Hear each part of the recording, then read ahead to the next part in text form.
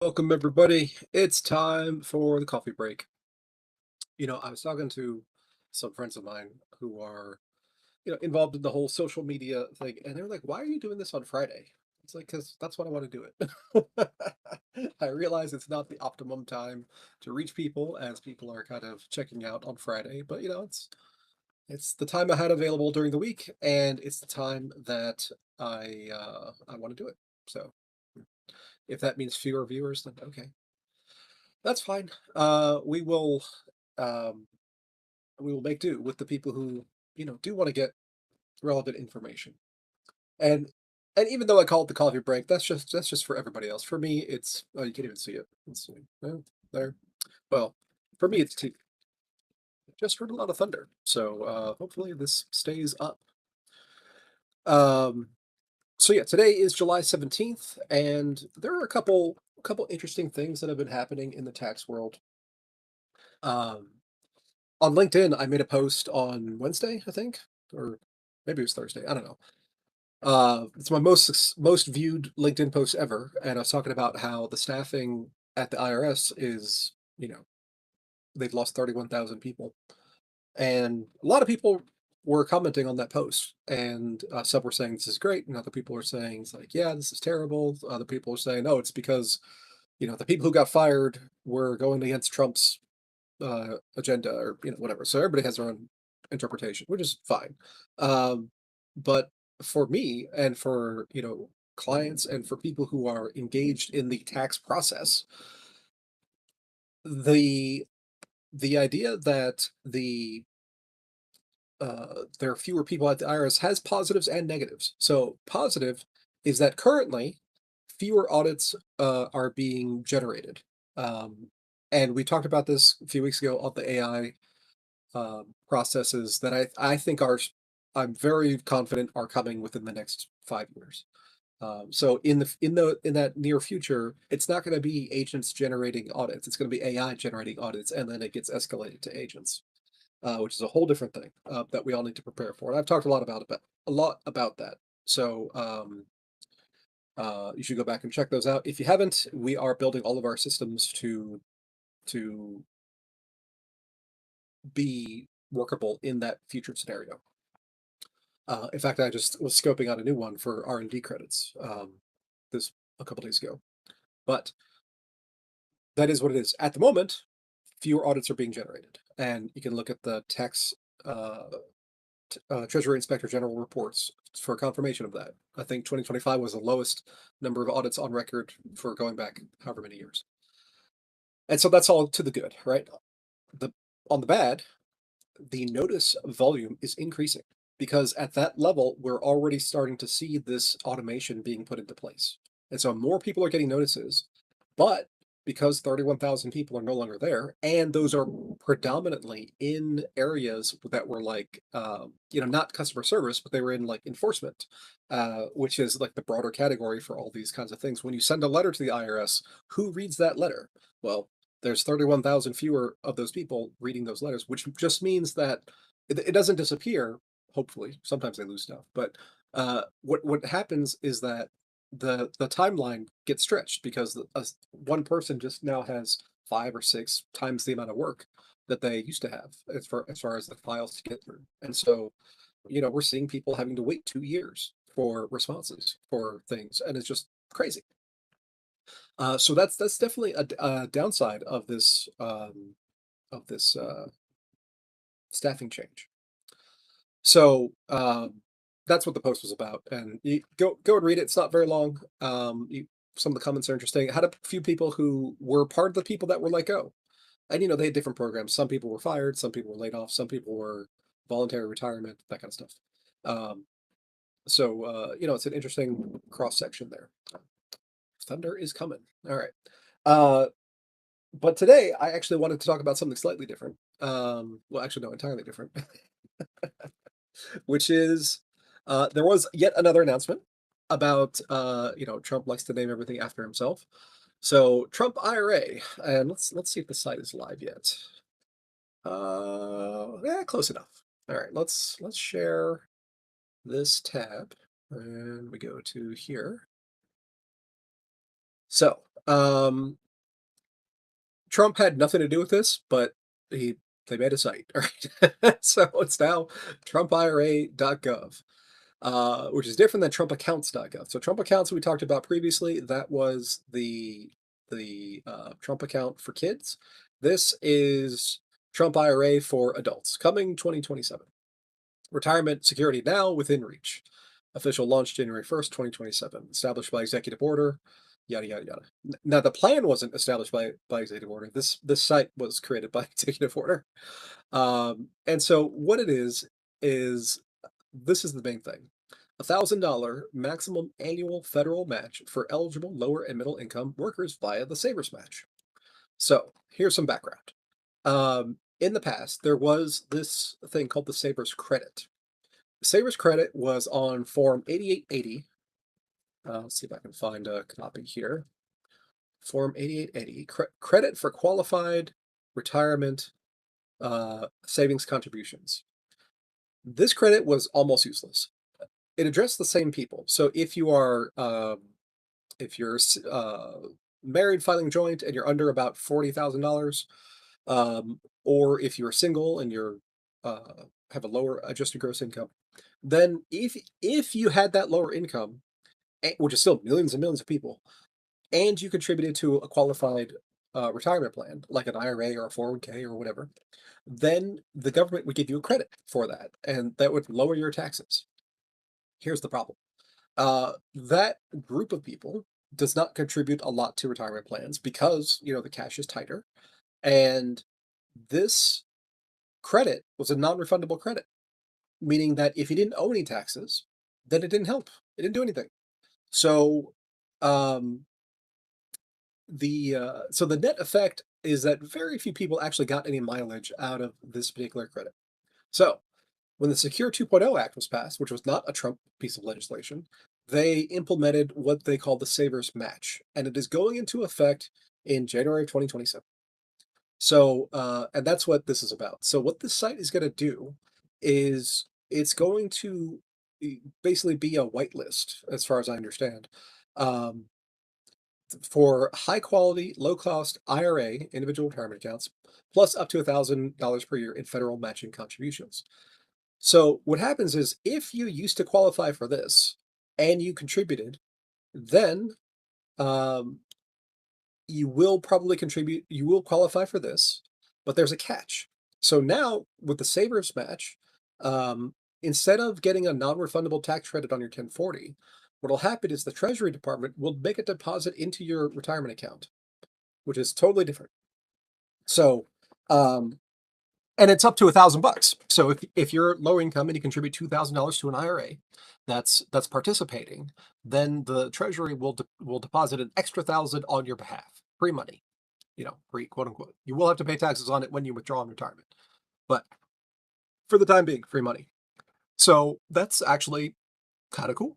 Um, I'm not a huge fan of the way the retirement system is structured, and we'll talk about that here shortly.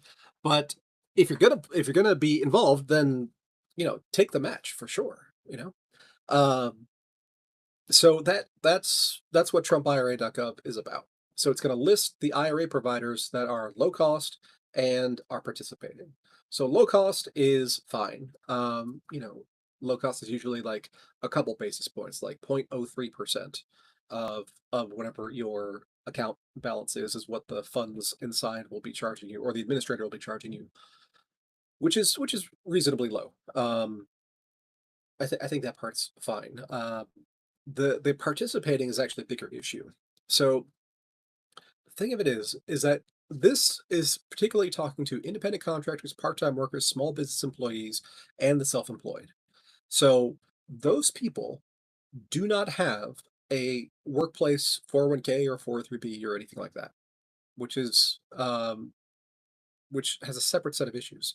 So if you don't have a workplace plan and you contribute to your IRA, you might as well pick one of the people that are going to be on this list.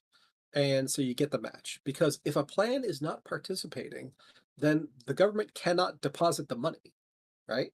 They're willing to, assuming that Treasury follows through, and usually they do on these kind of things. But they won't be legally able to. So it's important that the plan administrators opt in.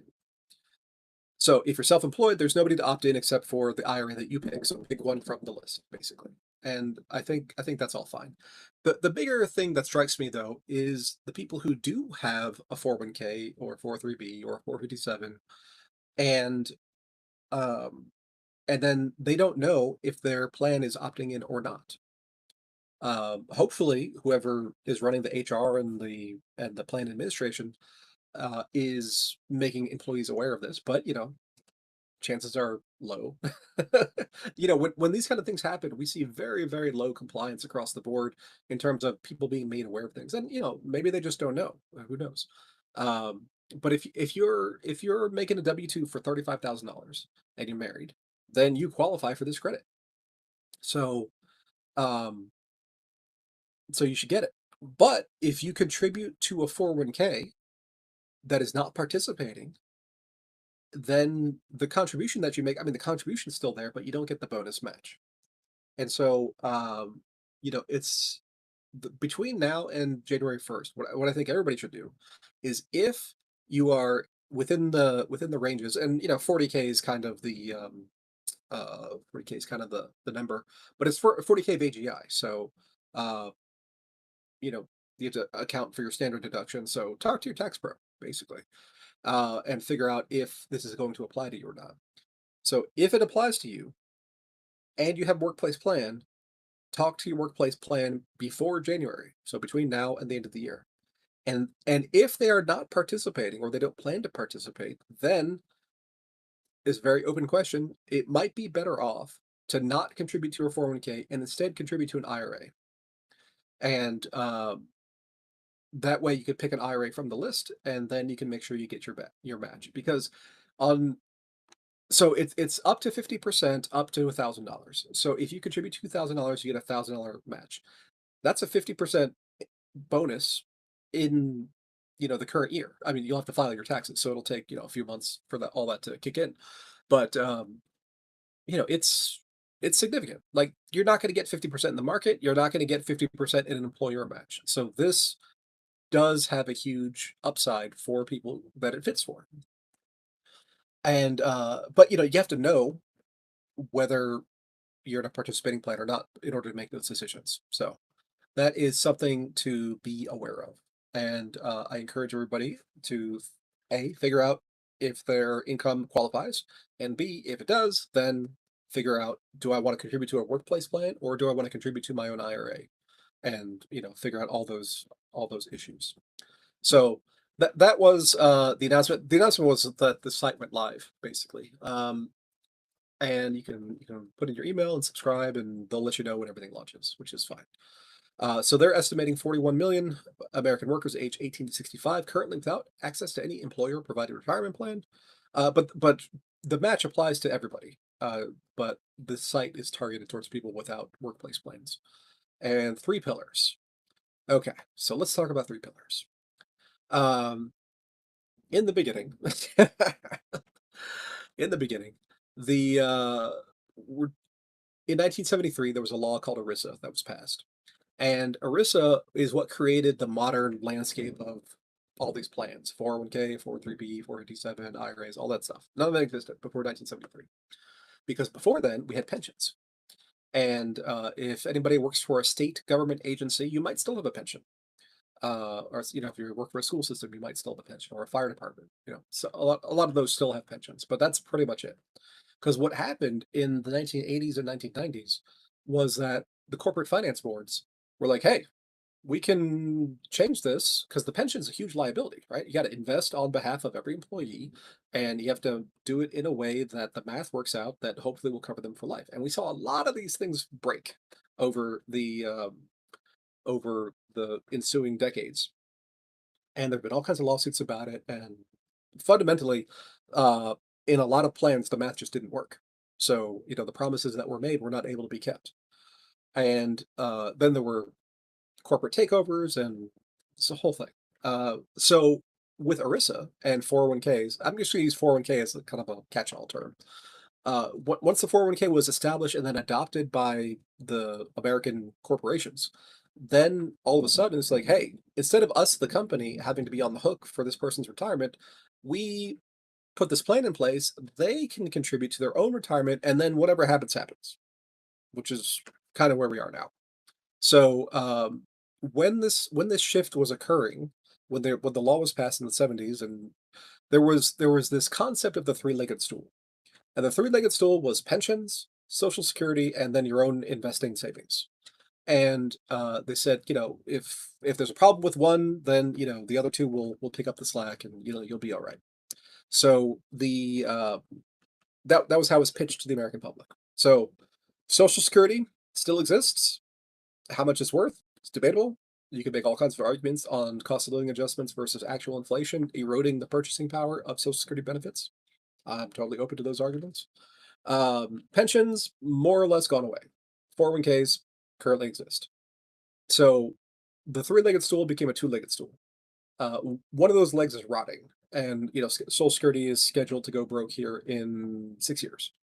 So at that point, the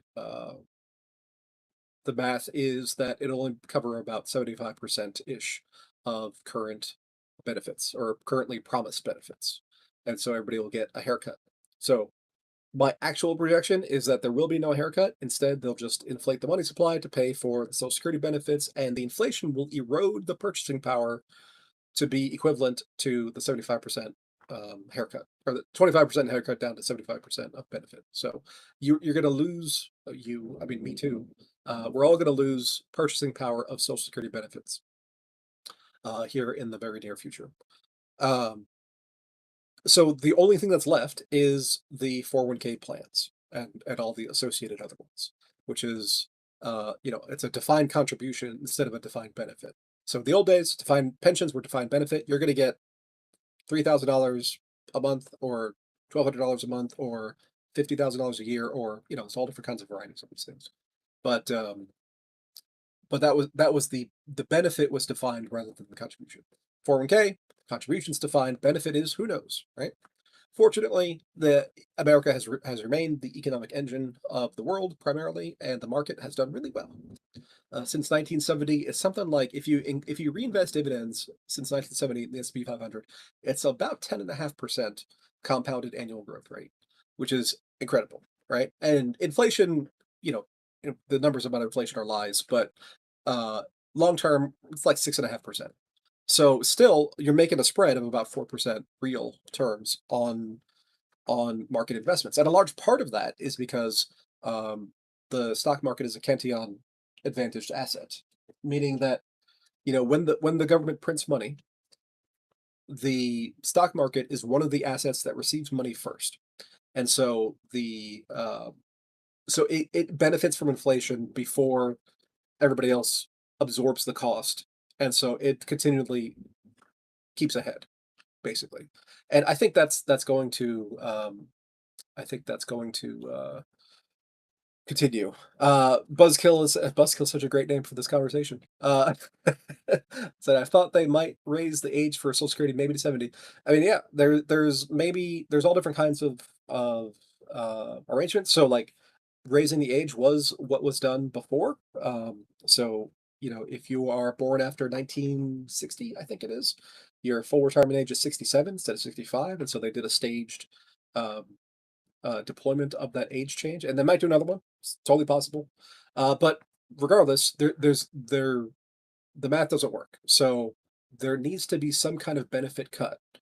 Uh, how that's paid for is a subject of political debate.